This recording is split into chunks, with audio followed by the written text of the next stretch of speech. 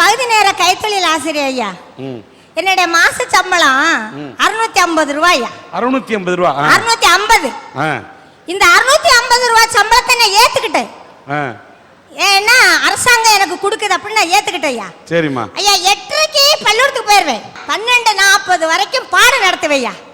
இந்த 650 ரூபாய் சம்பளத்துக்கு ஐயா 15,000 ரூபாய் சம்பளம் வாங்குறவங்க என்னைய மதிப்பாங்களா ஐயா? ஆனா நான் என்ன செய்து தெரியுமா ஐயா? என்னை மதிக்கலனாலும் பரவாயில்ல, என்னுடைய அன்பு பிள்ளைகளுக்காக வேண்டி நான் பாடம் நடத்தினேன் ஐயா. 12:40க்கு பள்ளிக்கூடம் விட்ட உடனே ஐயா வெளியில வருவேன். அந்த உடனே பிள்ளைகளெல்லாம் வரிசையில சத்துணவுல நிக்க சொல்லுவேன். சத்துணவுல எல்லா பிள்ளைகளும் நிக்க சொல்ல ஐயா. அந்த சத்துணவுல எனக்கு ஒரு தட்டு இருக்குயா, எனக்கு வாங்குவாங்க ஐயா மத்தியான சோறு. என்னுடைய அன்பு பிள்ளைகள் இருக்காங்க பாருங்க ஐயா.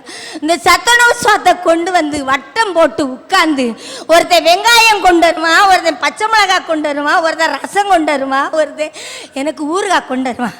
நான் வாங்கி வச்சிருக்கல ஐயா சோறு, அந்த சோத்தை அவனுக்கு நான் கொடுக்கணும். அப்பதான் அவனுக்கு நிம்மதி. அதை எல்லாரும் தட்டிலையும் ஆளு கொஞ்சம் கொஞ்சம் அள்ளி போட்டுட்டு நானும் சாப்பிடுவேன். சாப்பிட்டுட்டு அவங்களோட தான் உட்காந்து பேசுவேன். இத்தனை வருஷம் சாப்பிட்டேன் தெரியுமா ஐயா? 24 ஆண்டுகள் சத்துணவு சாப்பிட்டேன் ஐயா. 24 ஆண்டுகள் அந்த சோத்தை சாப்பிட்டுட்டு மறுபடி 2 மணிக்கு மறுபடி 4:10 வரைக்கும் பாடம் நடத்துவையா. இந்த சமுதாயம் என்னைய ஏத்துக்கிடலையா. ஏன் தெரியுமா ஐயா? ஏன் பணம் இல்லை எனக்கு. என்னுடைய உத்தியோகம் என்னை கேவலப்படுத்துச்சு. அந்த தேனி மந்தையில என்னைய 15,000 ரூபாய் சம்பளம் வாங்குற டீச்சர் சொல்லும், வெக்கமில்லாம 650 ரூபாய் சம்பளத்துக்கு வாரா பாரு. ஒரு சீலையை கட்டுக்கிட்டு வந்துட்டா லாத்திக்கிட்டு இவன் அந்த பள்ளிக்கூடத்தை தூக்கி நிப்பாட்ட போறாளக்குன்னு கேக்குயா. ஆனால் நான் தளரலையா ஐயா. 24 ஆண்டுகள் வேலை பார்த்து 29/2/2008 அன்னைக்கு நான் வெளியில வரச்சில அந்த 650 ரூபாய் இல்லை ஐயா. இல்லை, ஒண்ணுமே இல்லை. என்னங்கய்யா? ஆனாலும் நான் என்னுடைய பிள்ளைகளை, நான் என்னுடைய அன்பு பிள்ளைகளை விட்டு கொடுக்கல. எனக்கு ரிட்டையர்ட் ஆகிற அன்னைக்கு என்னை பிடிச்சிக்கிட்டு என்னுடைய அன்பு பிள்ளைகள் எல்லாம் அழுதாங்க ஐயா. ஒரு பிள்ளை இருந்து சொன்னா, டீச்சர் கச்சமிட சொல்றா, டீச்சருக்கு ஆளுக்கு 50 ரூபா போட்டு கொடுங்க டீச்சர். டீச்சர் பள்ளிக்கூடத்துக்கு மறுபடி வரட்டு டீச்சர் நல்ல பாடம் நடத்துவாங்க டீச்சர்னு சொன்னாங்க. ஆனா கச்சம்மா சொன்னாங்க, நீ அடுத்த வருஷம் நீ வேற பள்ளிக்கூடத்துக்கு போயிருவா, உனக்கு என்ன அந்த டீச்சர் மேல அக்கறைன்னு கேட்டாங்க. வெறும் ஆளாத்தையா வந்து எனக்கு என்கிட்ட படிச்ச ஒரு பையன் சிங்கப்பூர்ல வேலை பார்த்தான். அவன் வந்து அவனுக்கு கல்யாணம் வந்து எனக்கு பத்திரிக்கை வச்சான். பத்திரிக்கை வச்சுட்டு டீச்சர் கல்யாணத்துக்கு வந்துருங்க. நான் சரியானு போனேன். அந்த கல்யாண பந்தலில் எனக்கு ஐயா 500 ரூபாய்க்கு பட்டுச்சாலை எடுத்து கொடுத்தாய்யா. நான் வாங்கினையா. ஒருத்தர் ராயப்பட்டில இருந்து எனக்கு லெட்டர் எழுதுறா. அன்புள்ள அம்மாவுக்கு மகன் எழுதுவது, அம்மா நீங்க என்னை படிக்க வச்சது மாதிரி மற்ற பிள்ளைகளை நீங்க படிக்க வைங்க சொன்ன. அவனுக்கு தகப்பன் தாயில் அந்த அம்மா ஸ்தானத்தை எனக்கு அவன் கொடுத்தாயா. எனக்கு அவன் கொடுத்தா நான் வாழ்ந்துகிட்டு இருக்கேன். சாகாம எதுக்கு வேண்டி வாழ்ந்துகிட்டு இருக்கேன் தெரியுமா ஐயா? ஒரு வருஷமா படுத்திருக்க ஒரு கணவனால் கைவிடப்பட்ட ஒரு மகள், அதுக்கு 2 பிள்ளைகள், அதுக்காக வேண்டி நான் வாழ்ந்துகிட்டு இருக்கேன் ஐயா. நான் சொல்ல, என்னுடைய கணவர் ஒரு வருஷம் நோயாளி. என்னோட கணவர் ராத்திரியில உறங்க மாட்டாங்கய்யா. எங்க இந்த குடிச்சாக்கியா தூங்குவாங்கன்னு டாக்டர் சொல்லியிருக்காரு ஐயா. நானு போவேயா கடைக்கு, ராத்து கடைக்கு போவேன். காசு இருக்காது. யாருக்கு அது அம்மா 10 ரூபா கொடுங்க 20 ரூபா கொடுங்கன்னு வாங்கிட்டு பங்களாமேடு கடை இருக்காங்க போய் நிற்பேன். யாராவது தெரிஞ்சவங்க வாராங்களா, நமக்கு ஒரு பிராந்தி பாட்டில் வாங்கி தர மாட்டாங்களான்னு வாங்க ஆள் இருக்காது. பிராந்தி கடைக்கு போயிடுவேன். 10 பேர் நிற்பாங்க. சொல்லுவாங்க, ஐயா என்னம்மா அப்படிமா, எங்கள் வீட்டுக்காரரு படுத்த படுக்கையாக இருக்காருயா, நடக்க முடியாதுயா, ஒரு பாட்டில் கொடுங்கய்யா, தப்பாக நினைக்காதுங்க. உங்கள் தாய் தந்தை, உங்கள் அக்கா தங்கச்சி, உங்கள் பெற்றோர் பிள்ளைகள் யாராவது அந்த மாதிரி ஒரு இது பண்ணுனா நீங்கள் எல்லாம் என்ன பண்ணுவீங்க? உங்கள் கணவருக்கு நீங்கள் கடையில் போய் வாங்கி கொடுத்துருக்கீங்களா? நான் வாங்கி கொடுத்துருக்கேன். என்னுடைய கணவருக்காக வேண்டி, என் பிள்ளைகளுக்காக வேண்டி நான் வாழ்ந்துகிட்டு இருக்கேன். இந்த சமுதாயம் என்னை மதிக்கல, பணம் இல்ல, ஆசிரியர்கள் என்னை மதிக்கல, அதிகாரிகள் என்னன்னு கேட்கல, கெஞ்சினே, காலுக்கு விழுந்தே, டீ ஓட்டுற ஐயா எனக்கு 650 ரூபாயில வாழ முடியல ஐயா, எனக்கு காசு கொடுங்க, சம்பளம் கொடுங்க. உனக்கு சம்பளம் கொடுத்துட்டு என் பொண்டாட்டி பிள்ளை தெருவில் நிற்கவான்னு கேட்டாங்க. ஐயா உலகத்துல ஏழைகளை மதிங்க ஐயா, இந்த அரட்டை அரங்கத்துல நான் சொல்றேன் ஐயா, ஏழைகளை மதிங்க, பணம் இல்லாதவங்களை மதிங்க ஐயா. உலகத்துல முக்கிய பணம் தான் ஐயா, இந்த சமுதாயம் பணத்துல தான் ஐயா இருக்கு, பணம் இல்லைன்னா பேணம் ஐயா. ஆசிரியர்களே, உங்களுக்கு கீழே பார்க்குற வேலை பார்க்குறவங்களை கேவலமா நினைக்காதங்க, உங்களுக்கு கீழே வேலை பார்க்குறவங்கள பட்டம் தட்டாதங்க, இறக்கப்படுங்க. 10 ரூபா கடன் கேட்டா கொடுங்க, அந்த 10 ரூபாய்க்கு பஸ்ஸுக்கெல்லாம் அவன் பிச்சை எடுப்பேன். இந்த சமுதாயத்துல நான் பிச்சை எடுத்தேன் ஐயா. ஐயா நீங்க அப்படி சொல்லாதீங்க. உங்களுடைய மாணவன் உங்களுக்கு ஒரு சேலை எடுத்து கொடுத்தேன்னு சொன்ன மாதிரி உங்களுக்கு ஒரு பிள்ளையா இருந்து நான் சேலை எடுத்துறேன். நான் மட்டுமல்ல, இந்த அரட்டை அரங்கத்திலே எத்தனையோ பிள்ளைகள் உங்களுக்கு இருக்கிறோம். அழாதீங்க. இது ஒரு நீங்கள் பெற்றெடுக்காத ஒரு பிள்ளையா இருந்துனா 2000 தான் இருக்குது. இது சாதாரண சேலை அல்ல, சேலை கூட நூலால் நெய்வார்கள். இது என் பாசத்தால் நெய்து சேலையாக வாங்கி கட்டிக்க. உங்களுடைய கண்ணீர் துடைக்கப்படும். யாரும் இயேசு தாழ்ந்தாலும் இயேசு வையகம்.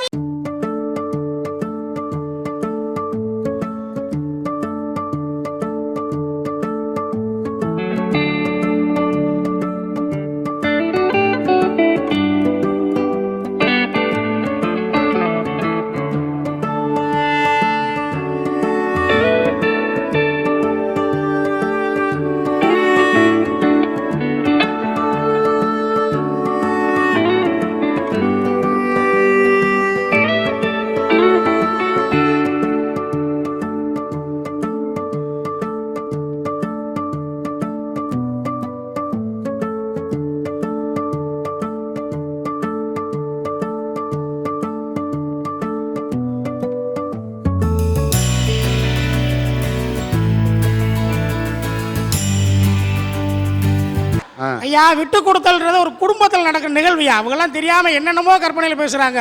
ஐயா எனக்கு 2 பையங்கய்யா, ஒரு பையனுக்கு 15 வயசு ஆகுது, இன்னொரு பையனுக்கு 10 வயசு ஆகுது. எங்கள் வாழ்க்கை நல்லாத்தே ஓடிக்கிருச்சு. நான் கடைக்கு போக, வீட்டுக்காரம்மா வீட்டில் இருக்க, வருமானம் பத்தாதுன்னு ஒரு சின்ன கடையை வீட்டில் வச்சு விட்டு வீட்டுக்காரம்மா பார்க்க வச்சுக்கணும். அப்போ பார்த்தா 2வது பையனுக்கு திடீர்னு காய்ச்சல். 2 நாள் தொடர்ந்து ஆஸ்பத்திரி போய் காட்டிக்கிட்டு இருக்கோம். 3ஆவது நாள் டாக்டர் சொல்லிட்டாரு, மூளைக்காய்ச்சல் ரொம்ப அட்டாக் ஆயிடுச்சு அப்படின்ட்டார். என் பையனுக்கு மூளைக்காய்ச்சல் ரொம்ப அட்டாக் ஆனால மதுரை எல்லா ஏரியா வச்சு பார்த்தோம். ஆனால் எவ்வளோ பணம் செலவழித்தோம், ஆழத்தையும் காப்பாற்ற முடிஞ்சு, அவனோட மூளை வளர்ச்சியை காப்பாற்ற முடியலை. இன்னைக்கு பார்த்தா ரொம்ப வீட்டுக்கு ஆகிட்டான். என் பெண்டாட்டி கிராமத்தில் 140 வீட்டுக்குள்ளே பிறந்து கரண்ட் இல்லாத ஊரில் பிறந்தவ. டவுனில் போனால் நல்லா சந்தோஷமாக ஆளுகளை பார்த்துக்கலாம், வச்சுக்கலாம், ஒரு சினிமாக்கெல்லாம் போய்க்கலான்னு. இந்த 8 வருஷ காலமாக என் மனைவி வெளியே வருவதில்லை.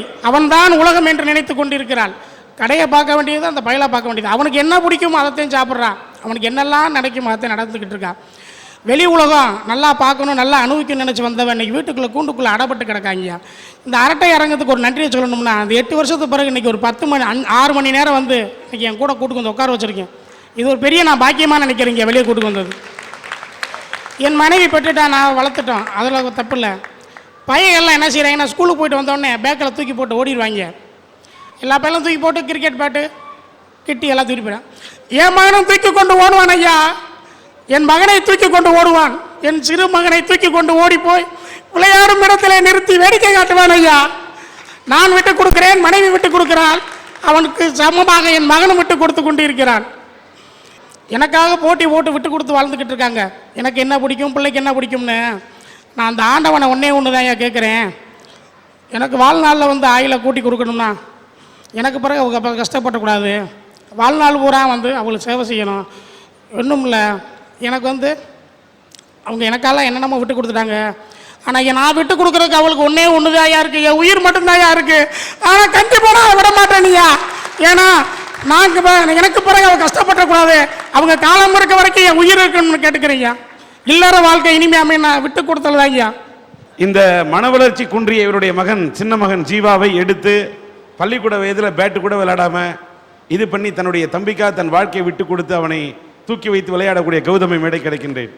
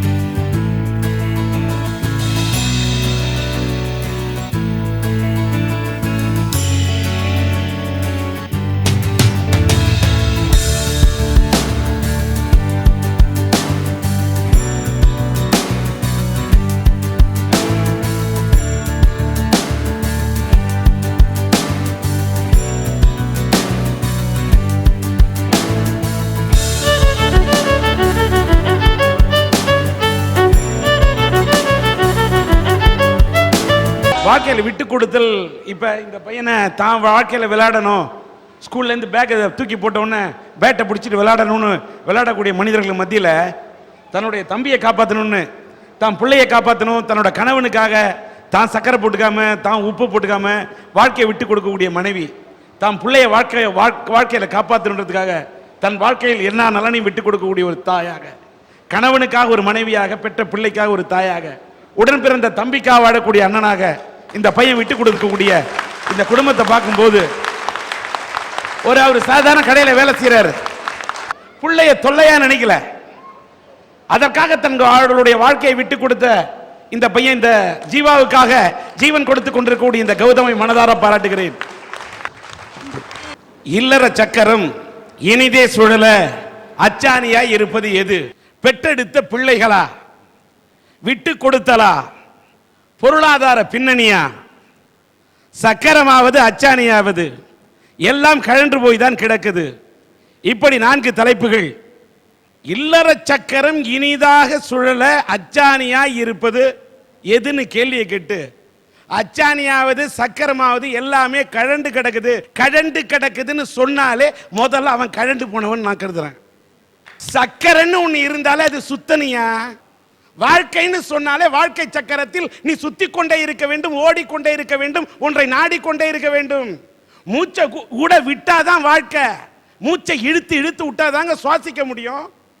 இந்த காத்தை கூட நாம் நேசிக்க வேண்டும், நேசித்தால் தான் சுவாசிக்க முடியும். அதான் மூச்சு.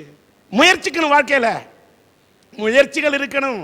முயற்சிகள் சமயத்தில் தோற்கலாம், ஆனால் முயற்சிப்பதே தோற்க கூடாது, முயன்று கொண்டே இருக்க வேண்டும். படிப்படியா ஏறணும். வாழ்க்கையில அடிப்படை தான் மனிதனுக்கு வாழ்க்கையின் அடிப்படையே தெரியும். கையே இல்லாதவன் வாழறான் தன்னம்பிக்கையோட, காலே இல்லாதவன் நடக்கிறான், உந்தி உந்தி நடக்கிறான். ஊனமுற்றும் கூட உடலில் இருக்கலாம் ஊனம், உள்ளத்தில் ஊனம் இல்லாமல் வாழக்கூடிய அவன் தான் மனுஷன். இந்த பொருளாதார பின்னணிங்கிறத வச்சு எடுத்து எல்லாரும் எடுத்து வச்சு பேசுறாங்க. அது என்னங்க பொருளாதார பின்னணி? பொருளாதாரம் இருந்தா, பணம் இருந்தா மட்டும்தான் வாழ்க்கையா? பெரிய கோடீஸ்வரன் பிள்ளையே இல்ல, 10 கோடி பணம் தரேன், புள்ள பெக்க முடியுமா? இன்னொன்னு ஒரு நோய் வந்துருது, கொடிய நோய். இறைவன் நினைத்தால் தான் நோய் கூட போகும். அந்த நோய் வந்து விட்டால், அந்த பணம் இருந்தால் பெரிய பணக்காரன் என்பதற்காக நோய் பறந்தோடி விடுமா? அவனுக்கு ஆய்களை கொடுத்து விடுமா? நீ சேர்த்து வச்ச புண்ணியம் மட்டும்தான் உங்களை வாழ வைக்கும், பணம் வாழ வச்சிராது. பொருளாதார பின்னணி ஒத்துக்க மாட்டேன். அடுத்தது பெத்த பிள்ளைங்க. சில பேருக்கு பிள்ளைகள் அது தொல்லைங்க, சில பேருக்கு தான் பிள்ளைங்க. நல்ல பிள்ளைங்களை பார்த்தா அது அப்பா அம்மா செஞ்ச பாக்கியம். அதாவது கணவன் அமைவதெல்லாம் கடவுள் கொடுத்த வரம், மனைவி அமைவதெல்லாம் இறைவன் கொடுத்த வரம், ஒத்துக்கிறேன். அதே மாதிரி பிள்ளைகள் அமைவது என்பது நிச்சயமாக படைத்தவன் கொடுத்த வரம். படைத்தவன் நல்ல பிள்ளைய குடிச்சா அது புள்ள, இல்லைன்னா தொல்லை. எத்தனை பிள்ளைங்க அப்பா அம்மா வாழ வைக்கிறது காட்டுங்க. கட்ட பொண்டாட்டி மட்டும்தான் சில கணவனுக்கு கடைசி வரைக்கும் கூட இருக்கிறா. அவன் தொழுநோயா இருந்தா கூட அவனை சுமப்பது மனைவிதான், பிள்ளைகளா இல்லை. வீடு வரை உறவு, வீதி வரை மனைவி, காடு வரை பிள்ளை, கடைசி வரை யாரோ என்று பாடியதை போல எத்தனை பிள்ளைகள் இன்றைக்கு. பிள்ளைகள் தான் இல்லற சக்கரம் சுழலும் அச்சாணி என்று சொன்னால் எத்தனை பிள்ளைங்க. அப்பா அம்மாவை ஏன் முதியோர் இல்லத்துல போய் அவங்க எல்லாம் இருக்கிறாங்க? எத்தனை அப்பா அம்மா முதியோர் இல்லத்துக்கு அனுப்பப்படுறாங்க? உன்னை பேச வச்சு பார்த்த தாய் தகப்பன் பின்னால பேசினா தப்பு, லூசுன்ற. மகன் எப்படி பேசுறான்னு பார்த்து ரசிச்சு அப்பா அம்மா பின்னாடி என் புள்ள பேசுறானே பொழுசுறானே நெஞ்சில அடிச்சுக்கிட்டு கதறாங்க தாய் தகப்ப. முதியோர் இல்லத்துல போயிட்டாங்க. அப்ப இந்த பிள்ளைகளா வாழ்க்கை சக்கரம் சுத்துறதுக்கான அச்சாணி. வாழ்க்கையில் இந்த தாடி வச்சு எடுத்ததே இல்லை. என் தாய் இறந்தப்ப இந்த தாடி எடுத்தேன். அப்ப ஏன் எடுத்தேன் தெரியுமா? எனக்கு உயிரை கொடுத்ததே என் தாய். என் தாய் கொடுத்தது இந்த உயிர், அவளுக்காக இந்த தாடி எடுத்தேன்னு அன்னைக்கு தான் எடுத்தேன். தாயிற் சிறந்த கோயில் இல்லை, தந்தை சொல்விக்க மந்திரம் இல்லை. இப்படி பெத்த தாய் தந்தை தாயை பத்தி நினைச்சு பார்க்காம தாய் தகப்ப நினைச்சு பார்க்காத பிள்ளைங்க எல்லாம். ஆனால் இன்னைக்கு ஒரு தேனியில வந்து ஒரு முதியோர் இல்லத்துல பார்த்தா ஒரு தாயை பார்க்குறேன். 65 லட்சம் ரூபாய் சொத்து இருக்குங்க அந்த அம்மாவுக்கு. ஆனா முதியோர் இல்லத்துல தங்கி இருக்கிறாங்க. அவங்க தன்னுடைய இந்த சொத்தை பின்னாடி யாருக்கா எழுதணும்னா அவங்களோட முகவரி என்னன்னு கேட்டா, முகவரி அந்த முதியோர் இல்லத்தை அந்த தாய் எழுதி வைத்திருக்கிறார். அப்ப அந்த பணத்தில் அந்த தாய்க்கு நிம்மதி இருக்குதா? இல்ல.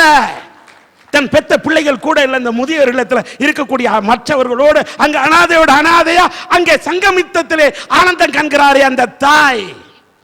அப்ப அந்த இல்லறம் என்ற அந்த சக்கரத்தை இனிதே சுழல வைப்பதற்கு பிள்ளைகள் காரணமா? அவர்கள் அச்சாணியா? இல்லை. அப்ப எது அச்சாணி? எது அச்சாணி? விட்டு கொடுத்தல். வாழ்க்கையில விட்டு கொடுங்க.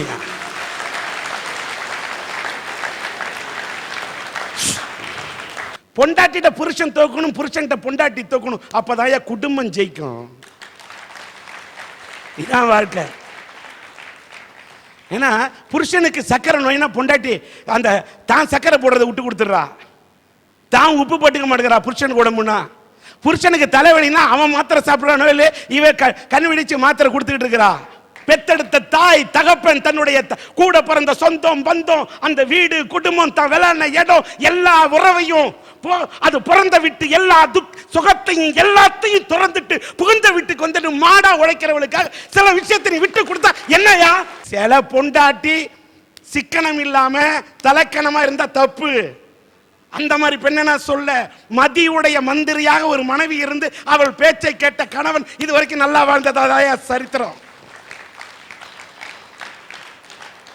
அதே மாதிரி தோளுக்கு இருந்துட்டா புள்ள வந்து தோழனா நினைக்கணும். புள்ளைக்காக சில விஷயத்தை நீ விட்டு கொடு, புள்ள உனக்காக விட்டு கொடுப்பான். நீ பிள்ளைகிட்டே போய் விட்டு கொடுக்க மாட்டேன்னு போறான்னு என்ன இருக்கு? கணவன் மனைவிக்கு விட்டு தர வேண்டும், மனைவி கணவனுக்கு விட்டு தர வேண்டும், பெத்த அப்பன் பிள்ளைக்கு விட்டு தர வேண்டும், பிள்ளை அப்பனுக்கு விட்டு தர வேண்டும், வாழ்க்கையில நண்பன் நண்பனுக்கு விட்டு தர வேண்டும். இந்த தேனின்ற ஊருனால பொருத்தமான ஒண்ணு. இந்த தேனியில பாருங்க, ஆண் தேனி பெண் தேனி. தேனியை சேகரிக்கிற எந்த தேனி தெரியுமா? பெண் தேனி. அதுதான் ராணி தேனி. ஆனா எந்த இடத்துலயுமே சுத்தாம ராஜா மாதிரி உட்கார்ந்துகிட்டு அந்த ராஜா தேனி ஆண் தேனி உட்கார்ந்து இருக்கும். ஆனா பெண் தேனி ராணி தேனி சேகரிச்சு வர தேனியை பாதுகாப்பது ராஜா தேனி. ஆனா ராஜா தேனி சுத்திலேயே கஷ்டப்பட்டு உழைக்கலையேன்னு ராணி தேனி என்னைக்குமே நினைச்சதில்ல, அது விட்டு கொடுக்குது. அதான் பெண் தேனி ராணி தேனி. இதுதாங்க வாழ்க்கை. ஆனால் மனித வாழ்க்கையிலே ஆண் சென்று சம்பாதிக்கிறான், பெண் வீட்டிலே சேமித்து வைக்கிறாள். சமயத்தில் பெண் சம்பாதிக்கிறாள் என்று சொன்னால் ஆண் சேமித்துக்க வேண்டும், பாதுகாக்க வேண்டும். விட்டு கொடுத்தல் மட்டும்தான் வாழ்க்கை. இல்லற சக்கரம் என்பது இனிதே சுழல வேண்டும் என்று சொன்னால் அதற்கு அச்சாணியாய் இருப்பது விட்டு கொடுத்தலே, விட்டு கொடுத்தலே என்று. அப்படி விட்டு கொடுக்க ஆரம்பித்தால் அந்த குடும்பத்தில் ஆனந்தம் பொங்கும். இதுவே என்னுடைய தீர்ப்பு என்று கூறி விடைபெறுகிறேன். நன்றி.